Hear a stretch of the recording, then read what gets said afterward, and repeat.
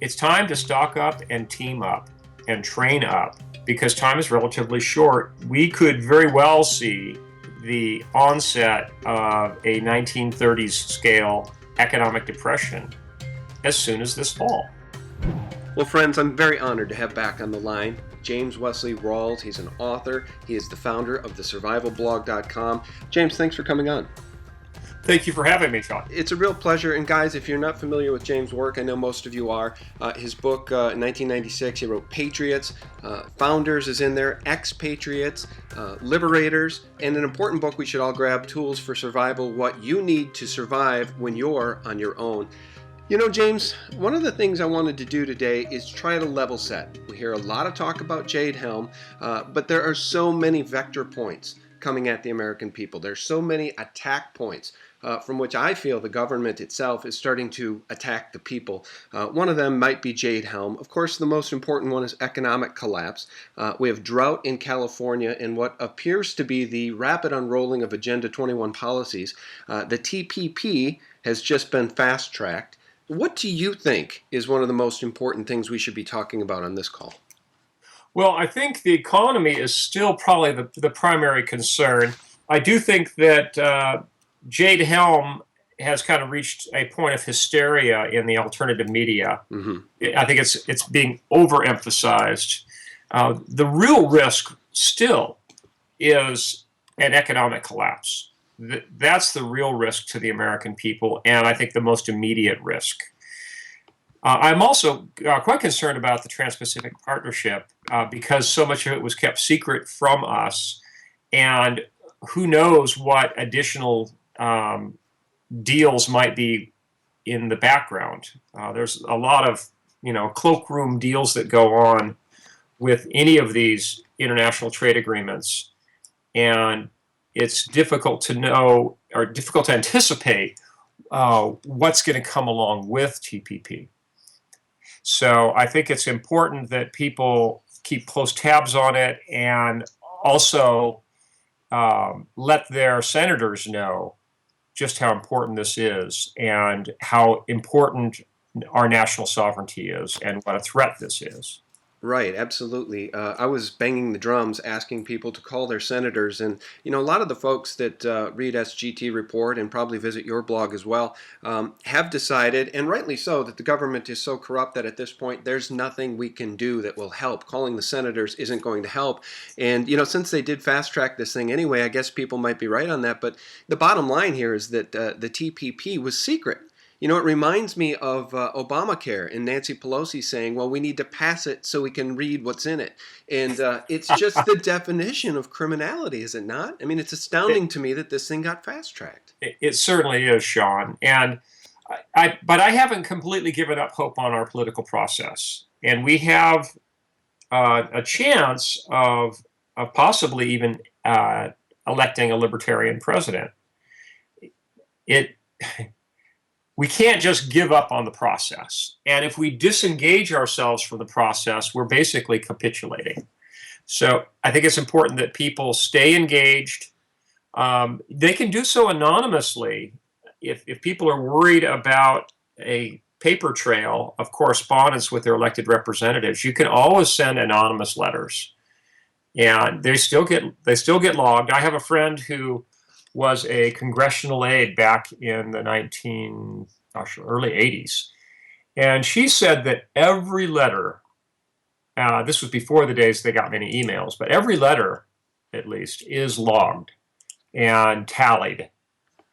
And of course, the majority of senators now kind of ignore those letters, but at least you will have made the effort and your voice will at least be tallied, if not heard directly. Right. Well, even if symbolic, it's important to try to change things. And you mentioned the possibility of perhaps we'll get a libertarian president. We should talk about that because with the exception of Rand Paul, I'm not sure who else you might be referring to. So maybe we should talk about that. But I just wanted to read this from Kevin Blanche, the Kevin Blanche YouTube channel as it pertains to the TPP. Kevin Blanche is probably the only red-blooded male in Utah fighting against the nuclear cartel and vocalizing the horrors unfolding in the Pacific as a result of Fukushima. And he wrote regarding the TPP fast track, "The United States has passed away, July 4th, 1776 to May 21st, 2015. We the people, the United States has passed away. It is official. The United States, which has been sick since 1980, has passed away. She is dead. She was born sometime in the 1770s to a loving father, George Washington, and her loving godfather, Alexander Hamilton and Thomas Jefferson. She was nurtured by her wet nurse, Paul Revere, and Sam Adams." And he goes on. He really writes like a poet. And I'll include this here in the video so you guys can watch Kevin's rant about the TPP. Also coming out over the weekend from Zero Hedge is news that a secret Pentagon report has revealed that the U.S. created ISIS as a tool to overthrow Syria's President Assad. It's something we'd all been speculating about for a very long time, that Al-Qaeda and ISIS are both tools in this war on terror and the Hegelian dialectic, which keeps us at war, inevitably at war. I guess it's just par for the course. You know, the government is going to do what it wants to do behind the scenes, and it doesn't want people to be involved. It doesn't want people to take action. It wants people to be exhausted. It wants people to stand down. It wants its citizenry to give up. Yeah. Well, to step back just a quick moment, you mentioned both ISIS and Al-Qaeda. Al-Qaeda itself was a creation of the Western intelligence agencies, right? Primarily the CIA, but the British intelligence was also involved. That's right. Zygmunt Brzezinski was involved. That was with the hopes of getting the Soviets out of Afghanistan back around 1980, 81, is when they started pumping money into Afghanistan. And Al-Qaeda, is certainly, at least as we know it, would have never existed if it weren't for all that. And we're talking millions and millions and millions of dollars that came from the intelligence agencies. Now, to get back to the political process, yes, I haven't given up on the political process, but it is very discouraging to see what's happened with our nation, with the absolute arrogance of our elected representatives who have absolutely forgotten who they represent and who they are ultimately answerable to, we the people.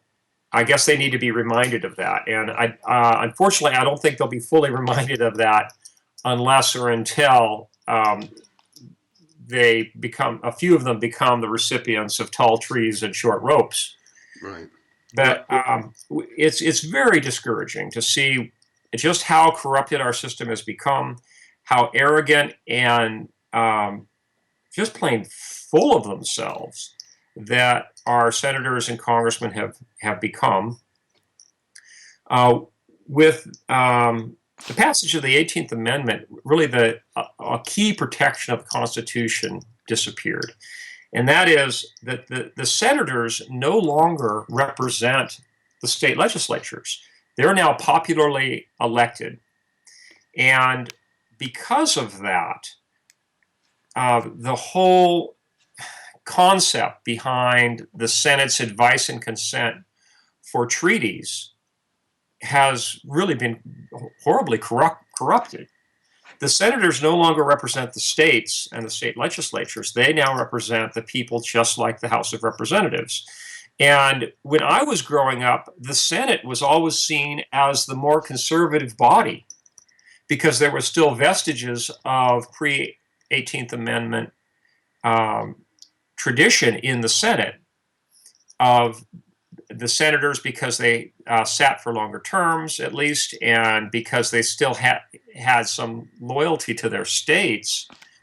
That was the more conservative body in Congress. Right. Well, now it's switched. Now the Senate is the more liberal body. Right. And the states are completely left by, the states have been thrown under the bus when you come right down to it. Yeah, and the Senate is so duplicitous. I wrote as it relates to the TPP, because this was really hard to follow, because let me just read this to you. The vote of 62 to 37, with one senator not voting, was on H.R. 1314, right? And that was called Ensuring Tax-Exempt Organizations the Right to Appeal Act. Sounds harmless enough. However, in the notes under H.R. 1314, you find this sentence. This measure is expected to be the vehicle in the Senate for trade promotion authority. And that's how they sell us out. One obscure measure containing a Trojan horse at a time. And, it's just obvious now that there's a reckless disregard for the Constitution and the will of the people. These people, these senators, these congressmen, most of them are focused and care mostly about the will of the corporations, the will of the billionaires that help fund their campaigns. And, It's all about getting reelected. Yeah, it's so corrupt. It's just so corrupt. I mean, that's the point. I've almost reached the point, James, and I have children, so it makes it harder. I've almost reached the point where I feel like I know enough and I'm living in denial if I stay in this country. And I don't know where else I'd go. But with Jade Helm and with Fukushima hitting the West Coast and with drought, ready to destroy our food and water supply nationwide, with the TPP having been fast tracked through TPA, that's how they camouflage that, because the TP fast track was defeated. I think on May 12th, it was rebranded by the CFR on May 14th, and then they buried it in HR 1314. With economic collapse and all of these other things, the death of the dollar, I don't see much of a bright future here for my children. Well, nor do I. But unfortunately, there are precious few countries that I would consider relocating to. Right. Because virtually no matter where you go, you're going to have to compromise on one or more key aspects of your liberty. You might be able to find a country that has the right to keep and bear arms. There's a few, like Finland and Switzerland, for example.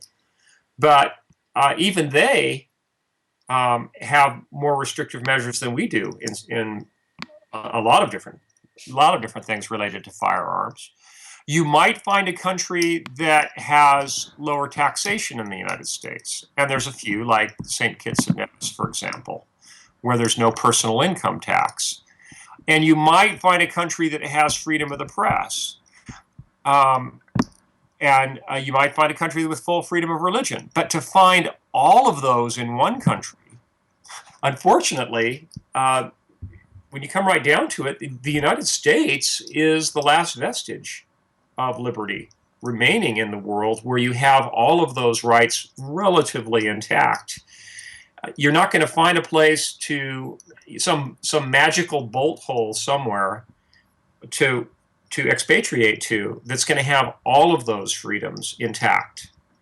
And that's one reason I'm suggesting, and people will see that in my next novel, that the time has come to create a new sovereign nation somewhere that could serve as a new bastion for personal liberty.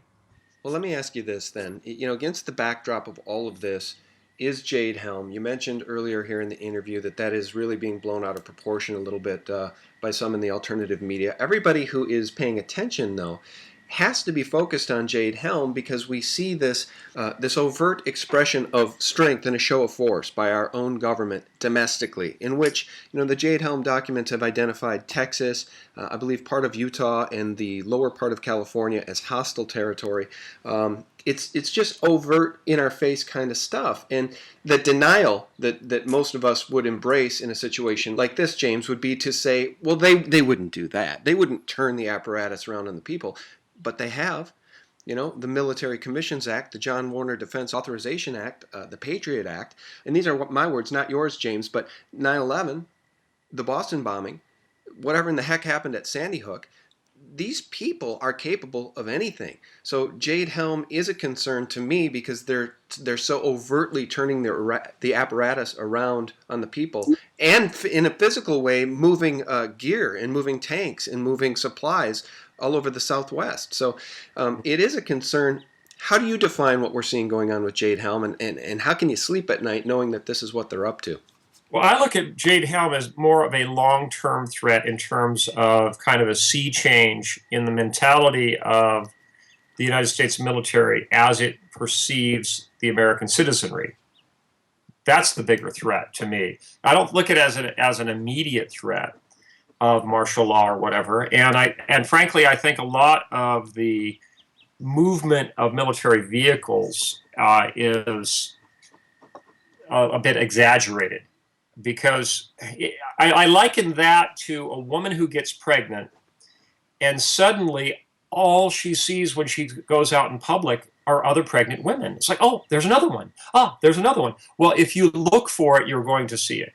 And in this case, in the case of Jade Helm, there's always a lot of military rolling stock that is out on the rails every year because of regular troop rotations through 29 Palms, through Fort Hunter Liggett, through the National Training Center. There's always a lot of military vehicles that are rotating in and out of Southern California for major military training exercises. Let's face it, ever since the 1930s, since the days of Patton, the deserts of Southern California have been a major military training area. And there's always been a lot of military vehicles going in and out of that area as the troop program units, the TPUs, rotate through NTC. And some of the vehicles that are used there for the aggressors are permanent party vehicles that stay on station.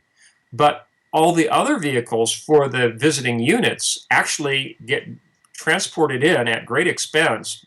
So people are training in their own vehicles when they rotate through the National Training Center, NTC. What the problem currently is that everyone and his uncle is out there with a cell phone or a video camera taking pictures of all these trains passing through. They're just paying more attention to them than they used to.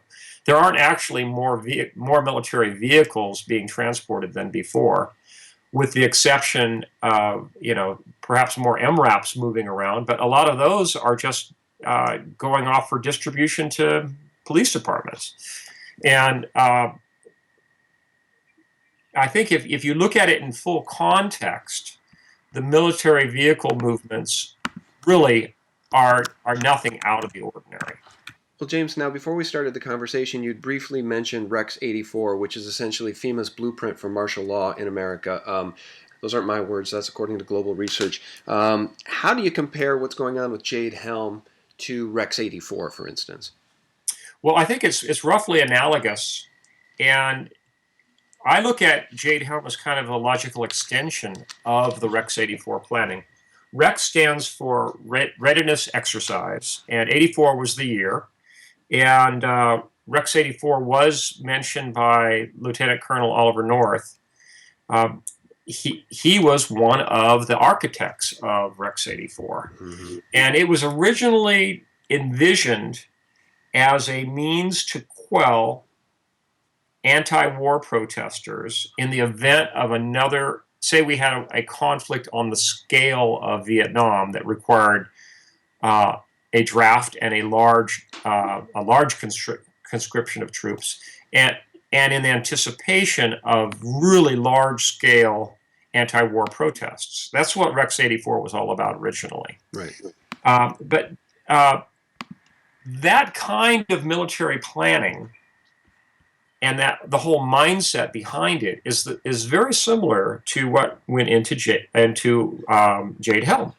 And if you look at Jade Helm and the way it's structured, it is more of a paper exercise. It's more of a CPX than it is an FTX. Yeah, granted, they're going to have a lot of troops moving around through Texas and other southern states, but its real value, what's going to come out of Jade Helm, is in the after-action report. The CPX portion of Jade Helm, the command post exercise, rather than the field training exercise, the FTX. That's where the real value of it is going to come for military planners. The scary thing is that military planners obviously are now looking at the American citizenry as a threat. That's my concern with Jade Helm. Yeah, is the mindset more than the actual physical nuts and bolts of that exercise and any prospects for attempting to institute martial law. Yeah, That's overblown. Yeah, my concern too, because if we imagine those in the military, even at the highest levels, being as, forgive me for saying it, as dumbed down as our friends, neighbors, and colleagues, they don't know anything about the death of the dollar. They don't know anything about the Asian nations and Russia turning against the dollar. They don't know anything about real honest money. They don't know anything about the history of this nation and honest money. They don't really know anything about economic collapse. They only know what they're being told. And, we've seen videos, James, where they're now preparing in exercises, with people who have volunteered to be a part of these exercises, playing the role of American citizens. And these role players, these actors are saying, we want water, give us food.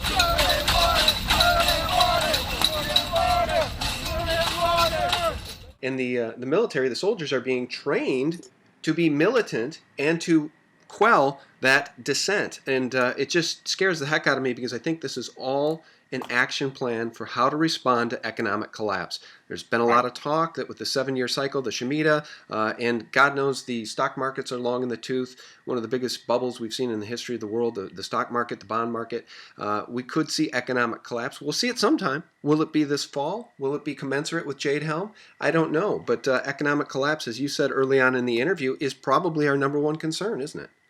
Yes, I think that is the greatest concern, and that's where your average American family needs to get prepared. They need to stock up. It's time to stock up and team up and train up, because time is relatively short.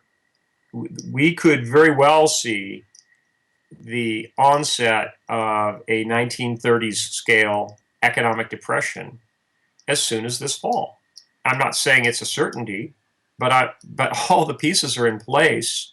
And if you look at some of the macro trends, look at what's happened with the U.S. dollar index.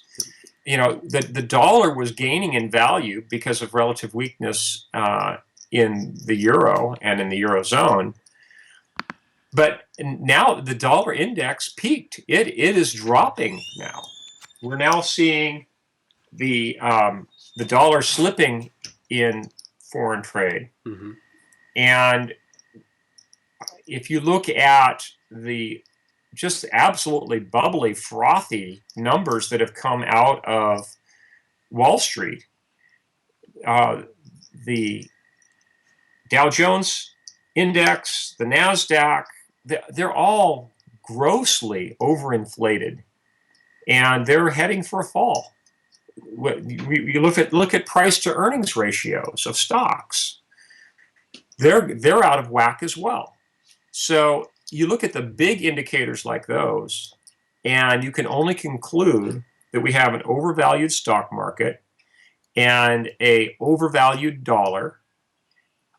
And at some point, something's got to give. And I think what's going to give is the U.S. dollar itself. The U.S. dollar has been repudiated by the majority of our trading partners. Most Americans are blissfully unaware of that change. They're unaware of the development of a gold-backed dinar. They're unaware of the alternatives to the dollar that are being created for global oil trade. And they're unaware of the significance of all the dollar alternatives that are out there. It's going to come back and bite us very badly. And the American people are going to wake up some morning and say, what happened? Right.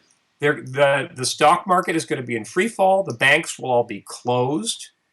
It'll make Greece seem small by comparison in terms of people's access to funds. We could very well see a bail-in of the U.S. dollar where they have an across-the-board tax of 10, 15, even 20% of people's bank deposits, and that could be done overnight. People need to wake up to these threats and recognize that where the real threat lays, and that is in economic collapse and then in government reaction to that collapse. In some cases, it'll be overreaction with things like a bail-in. People are going to be caught flat-footed by this, and they're going to be hurt very badly. The folks that are going to ride through it very well are people who live self-sufficiently, people who have the majority of their assets outside of dollar-denominated investments, and people who have diversified into practical tangibles for barter and into precious metals. Those are the people who are going to get through this. But your average American does not own gold or silver. That's right. They may have they may wear a wedding band, but beyond that, they don't own any gold. And most of them may have seen pre-1965 American silver coinage, but they don't have a bag of it. They don't have anything near it. They might have a few pieces in some, in their bank safe deposit box or in some drawer somewhere, but they're not stockpiling silver the way they really should. The average American sheeple is going to get shorn by the next economic collapse. And your listeners, thankfully, are much more aware than most of the American people. But, for anyone who has been delaying, the time to delay is over. You need to wake up and, again, stock up, team up, and train up, because there are some very perilous times ahead. There are indeed, and just to back up what James was saying about the alternatives to the dollar, again, the guys in the military don't know this. Most of the leaders at the Pentagon really don't know this. They don't, because if they're like our friends, neighbors, and colleagues, they are not aware of what the central banks have done to this fiat currency. The currency used to be a sovereign currency of, by, and for the people, for the benefit of the people. It used to be backed by gold and silver. We used to have gold certificates and silver certificates. Now we have a paper fiat currency printed out of thin air by a criminal central bank, and they have destroyed it. They're destroying the people's money. And I just want to point this article out that we have at SGT Report. Is BRICS nothing more than a New World Order bait and switch? It was from our reader, Rusticus, and he notes the Chatham House policy paper describing exactly how adding gold to the valuation of the SDR would work, and the plan in a nutshell was to add gold to the valuation of the SDR, revalue gold and likely silver much higher, and quickly set up new nationally and transnationally SDR-backed currencies around the globe, allowing precious metals to be exchanged for SDRs, but not the other way around. The point is that whatever system comes after this dollar-dominated system, and there is a new system coming, whatever it is, if you don't have precious metals in physical form, you're probably going to live the rest of your life as a serf. James, I know we're going to lose you here in 1 second. Before we do, though, can you please tell people what is the best way, if they've done no preparation at all, and God help the people in the American Southwest and California specifically, where they're suffering what I think is an engineered drought, but God help those who have not even begun to prepare at all. What would you suggest to listeners to whom this information is new? How can they take action today? Well, I would recommend they visit my website. It's survivalblog.com. All the content there is available free of charge, including all the archives, which now date back nearly 10 years. There's tens of thousands of articles and letters available. And I've digested a bit of that into a static web page that's linked at Getting Started. It's in the if you look in the left-hand column of my blog page at survivalblog.com, there's a list of static pages. Scroll down to Getting Started and click on that link. And that's kind of a primer for people who are not up to speed on family preparedness. I recommend that folks go through that and pray about it if they feel convicted to go ahead and prepare. And again, all that information is available free of charge. There's no super secret members only area on my website. The blog is all available free of charge. Take full advantage of it, folks, and please print out the most important articles that you find in the blog archives, because that's your EMP-proof backup. Even if there's a massive power failure and the internet goes away, you'll still have access to those articles if you print out hard copies. Yeah, just a wonderful resource. It's survivalblog.com. It's the website of the one and only James Wesley Rawles, author, survivalist, patriot. Just an all-around great guy. And James, before we let you go, do you want to talk at all about what you're working on? Yes, I'm working on another novel. And this one is going to be a full departure from my Patriot series. It's also set in the future. This first novel is part of a planned five-book series, 5 novels. And the first one is going to be called Land of Promise. And that should be coming out November 21st of this year, Lord willing. I really don't want to give too much away about the storyline, other than to say I think people will find it's a very exciting and thought-provoking read. And hopefully it will, just like my other novels, help people get prepared. But it is not an economic collapse novel tied into the Patriots series. It's going to be a standalone series. So again, November 21st, and people can look for updates in survivalblog.com.